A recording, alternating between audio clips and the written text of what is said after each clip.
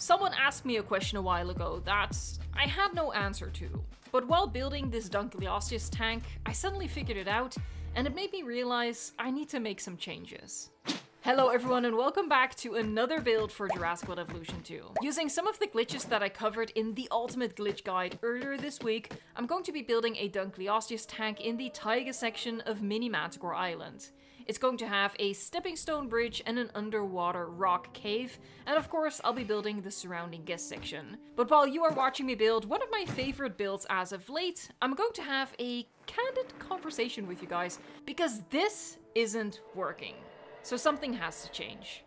The question I got asked was, what happened to the Exhibit Speed Build series? I have a series on the channel with exhibit speed builds for Jurassic World Evolution 2, which are organized in a playlist of 29 videos at this point. But the latest build is already over 6 months old. So I got the understandable question, what happened? Why haven't there been any new exhibit speed builds? And considering the footage you are looking at right now, the answer will probably be obvious to you, as it is obvious to me now. But it wasn't obvious to me when I got asked the question, which is kind of embarrassing to admit in hindsight. I was like, yeah, why haven't I done a dedicated habitat building video in a while? Have I not had a good idea in over 6 months? Am I running out of ideas entirely? Am I failing here? But when I decided that this week's Mini Mantah Island build would have to be a speed build, so I could just build late at night when it's too late and frankly too rude to my neighbors to be recording narration at the same time, it hit me, like, duh. The reason I haven't been adding to the Exhibit Speed Build playlist is because these weekly builds I've been doing for Mini Mantah Island and Mini Nublar before it are already exhibit builds. Whenever I had an idea for a cool exhibit, I used it for these building series. So it's not that I hadn't had any ideas for exhibits in the past 6 months, I've actually had a lot of them. In fact, this Dunk build and the Tarbosaurus Arena and Maze from a few weeks ago are two of my favorites, but all of my exhibit builds have been disguised as park building episodes, and most of them have been real-time builds instead of speed builds. So, okay, phew, I do still have ideas for this game to share with you guys. That's still on track. But the realization that exhibit builds have been flying under the radar as part of Mini Mantah Island, leaving something missing on the channel, brings me to another kind of embarrassing thing to admit, which is that Mini Mantah Island as a series just isn't doing great on the channel. And that would be fine if not for the fact that a lot of content isn't really doing great on the channel right now. The channel is just not really doing great. So having a weekly building series further drag things down isn't helping. Now, I am not quitting on this park, fret not.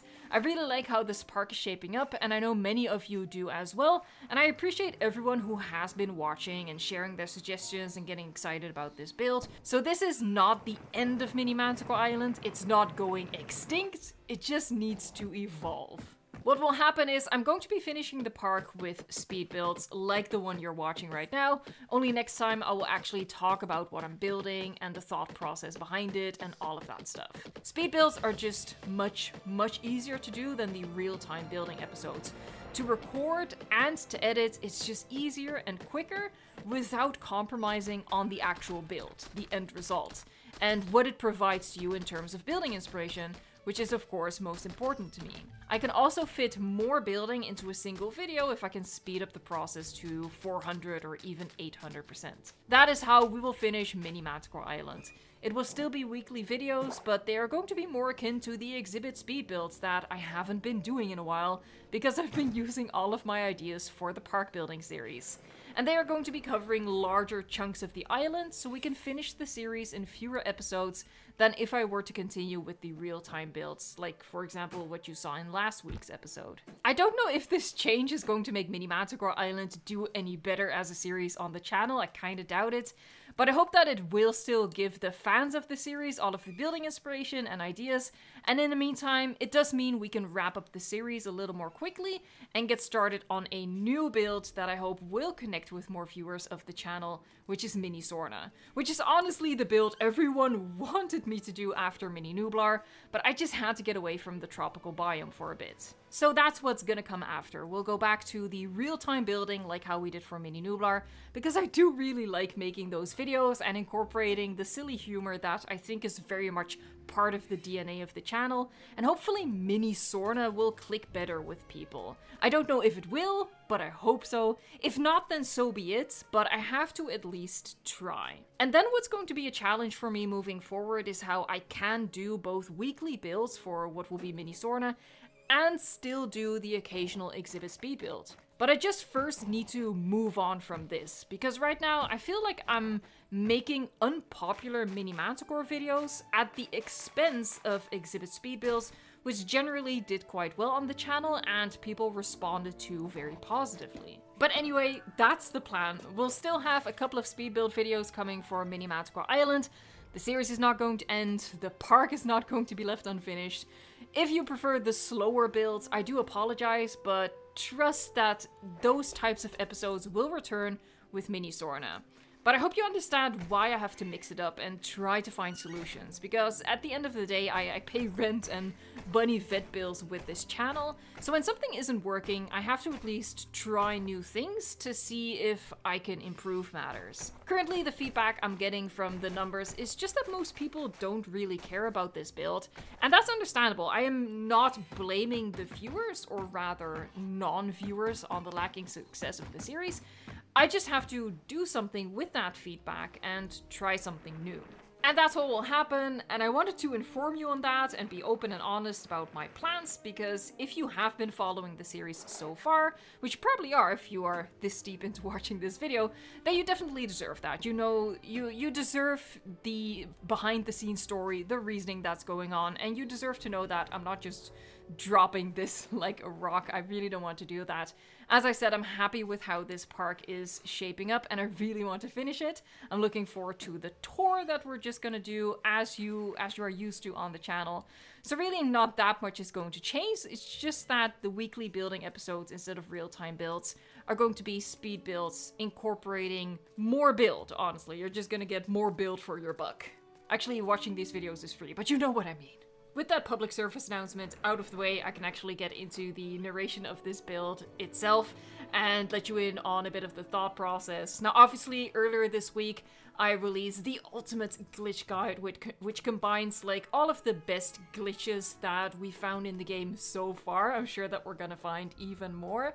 And one of the newest glitches that was included in that video is that we can add some of our decorative pieces to the lagoon to make them a little bit more interesting. So of course I wanted to use that for the Mini Manticore Island build of the week, and that's why I decided to go with this icy Dunkleosteus Lagoon in the taiga section of Mini Manticore Island, and it really just started with wanting to use that stepping stone bridge idea. I think that's super cute. Now obviously it's not really functional, but I think it looks really nice, and admittedly Dunkleosteus is probably a little too dangerous to be using that with, so that's why I got the idea to combine the stepping stones with some fence on either side. And you know, as I always say, this is like my buzzword, these are like my buzzwords, my buzz sentence, use your imagination. What we're pretending is that under the stepping stone bridge, you know, just like there's fences on either side, there's like metal grating below so that guests can't actually fall in and the Dunkleosteus can't get to the guests, you know, stuff like that. It's still like a litigation nightmare waiting to happen, but you know, I like using creative ideas and stretching reality. You know, I reject reality and I substitute my own, and I say this is perfectly fine.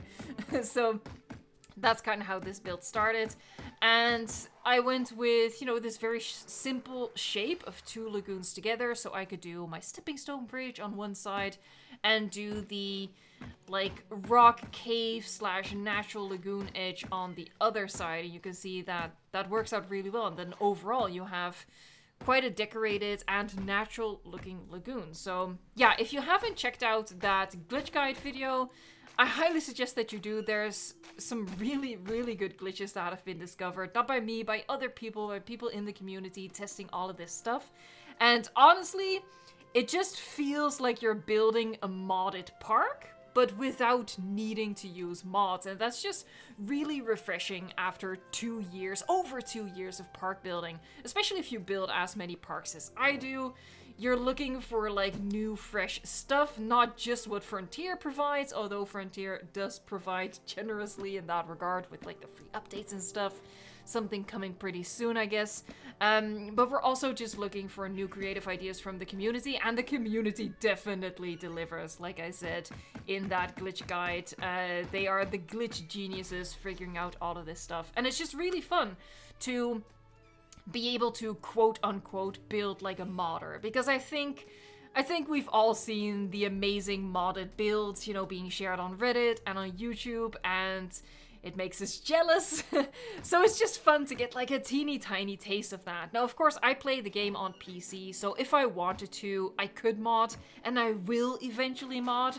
But I think it's just really important, as a content creator, honestly, to provide content about what the actual game is and to help you guys get the most out of your game. You know, most people play this game on console. You can't mod your game when you play it on console. So it's really important that we share these ideas, like I said, to really get the most out of your game. And yeah, I'm really happy to be able to provide a platform for those glitch geniuses to share those ideas and share them with as many people as possible, so we can all like have that experience of better park building. Anyway, so that's really, I was just really excited about that whole glitch idea and just how new it felt to be building this way, especially when it comes to the lagoon. So that's why I had to incorporate it for the mini Manticore Island build this week, and I think it turned out really well. Let me know in the comments down below what you think of the build so far. I'm really rambly today, as you can tell. So I've already moved on to working on the surrounding guest areas, which is always a very important and much beloved part for me to work on. What I really played with here is differences in elevation. There's another glitch at work right here. I just clipped a regular viewing gallery into the concrete wall of the lagoon, which actually does provide visibility into the lagoon. And, you know, I love playing with differences in terrain elevation. I think it makes a park look much more interesting. And this was just a teeny tiny section to incorporate that into. And yeah, add some variety to your park. And I'm just adding as many decorations as I possibly can. I am keeping an eye out on my frame rate counter because of course there is still plenty of work to do in this park, but at the end of the day, you know, if we have to tour this park closed like we had to do with Mini Nublar, then so be it. I do want to build the best possible parks and get a lot of detail in, like, you know, lining all of these paths with rocks and stuff. You know, no path left unlined. That is my philosophy with this game. Now, what I do notice while building is that it is easier for me to build when I don't have to narrate at the same time. I'm not a very skillful multitasker, which I think if you've joined the live streams, you'll know that very well. You'll be very familiar with that shortcoming of mine.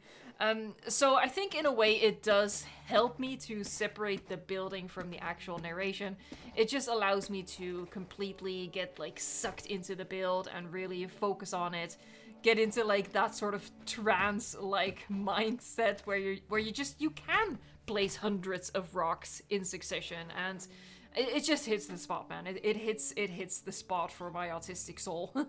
So I really enjoyed this build. I did it really late at night. You know, I'm a bit of an insomniac, but I think it turned out really well. I'm really excited about it, and I am still really excited about this park. I really don't want to feel like, you know, the changes that we're going to be making to the continuation of this series, it's not a reflection on how I feel on this park or the build. I've been really enjoying it. I think it's coming together quite nicely. I had some doubts at some point, but it is, you know, slotting together like puzzle pieces. And I am excited to share the tour with you, of course, at the end of all of this.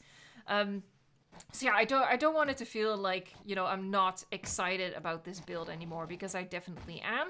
It's just that I have to make some changes on the channel to see if something else is gonna resonate with people better. But I do really appreciate the people that that have been watching this series and giving suggestions, and some of the suggestions that came through on last week's video were pretty good. People were like requesting a goat paddock and a greenhouse for like the temperate section of this park, which we're now going to go into sort of the farmland inspiration, which I really enjoyed.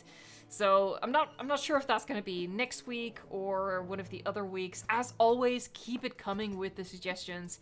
It really helps out so much, and it's one of my favorite parts about these weekly building series, like the interactive nature of it, where you guys, you know, you see the vision come to life, and you can give your suggestions and improve on that. Anyway, I just wanted to make that clear, that it is really appreciated that you guys are watching this, because at the end of the day, this game is over 2 years old, and to be perfectly frank, this is no secret. We all know this.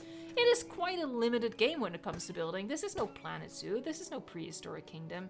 So the fact that, you know, 2 years down the line, again, well over 2 years at this point, you guys are still down and watching me build these parks is super fun. I really appreciate it. So yeah, I just want to say it. Getting way too cringe right now. We're just gonna move on from this section, okay?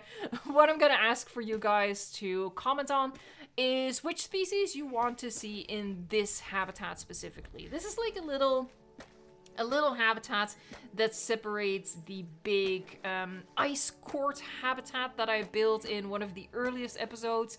It has Uteranus and Pyroraptor. So that's behind the camera right now. In front of the camera, there's that little exhibit, and then beyond that is the Dunkleosteus tank. So I'm really looking for you guys' suggestions. There you go, on what we can put in that habitat. It is quite small, but you guys know that I'm not really opposed to putting dinosaurs in small enclosures. At the end of the day, I'm well aware that they're just pixels. So, you know, I'm prioritizing the build itself. I'm sorry, PETA, please don't knock down my door.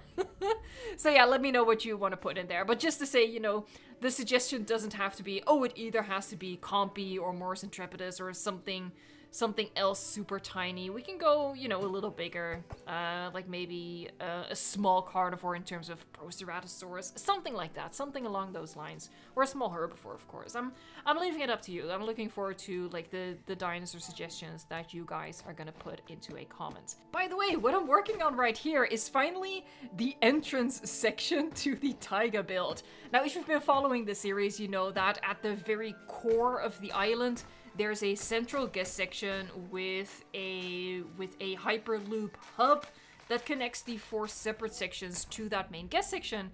And the taiga section actually didn't have an entrance yet. Like, I temporarily placed an actual entrance building in this section, so, you know, I'd have some guests walking around. But this is the actual spot where guests arrive, you know, if they hop onto the Hyperloop station at that central hub in the park, it takes them to this Hyperloop station right here where they exit, and they actually go into the taiga section of the park. So this is technically this is one of 4 quote-unquote park entries in this park.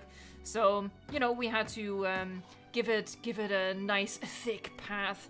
We have the path leading up to the banner. It's leading up to, you know, what I'm calling the ice court, because that was the inspiration, which I felt was dramatic enough to serve as like the main habitat that you're walking towards as you enter this section. But yeah, it's kind of crazy that this is episode 14 and I'm only now building at least part of the entrance section to the taiga area within this biome. We're approaching the end of this specific build. I'm just adding some amenities over here. It really is just a case of filling in the space. That is the downside of this very episodic building. You know, these loose puzzle pieces that you just basically lay out on the map, and in the end you have to find a way to connect them. Sometimes that leaves you with kind of awkward spaces to work with. I think it's working out so far, but I will say that this type of building probably leads to more guest sections than most of you guys would be comfortable with as you build. But that's just the nature of the beast. That's just how this type of park building works. When you don't work on a park as a whole, you work on it in sections for the purpose of, you know, the episodes, which I hope is going to you know, get some benefits from this new style of videos that we'll be doing for the continuation of Mini Manticore Island. Building in bigger sections, because I can build for longer and then just speed up the footage to show you guys. I hope that that's gonna help. You know, we're basically, instead of building it one puzzle piece at a time, we're going to be building it a couple of puzzle pieces at the time, which, again, I hope will help pull everything together. Might be a little late in the building series for that, but we'll see. We'll see how it goes. I still have faith in how this is gonna turn out. I think the redwood section turned out pretty well, and I'm excited for the end result. Speaking of end result, this is the end result of the Dunkleosteus build. You can see the stepping stone bridge and the many rocks on the other side. I added a rock platform as well, just to have an extra rock in there. I just think it looks nice. And this is the view if you were a guest skipping over the stepping stone bridge. I think it's pretty cute. Again, imagine that there's like this steel mesh safety net underneath so that you can't get chomped on by the admittedly terrifying jaws of the Dunkleosteus. Thank you so much for watching, liking, subscribing, and until next time, enjoy the game.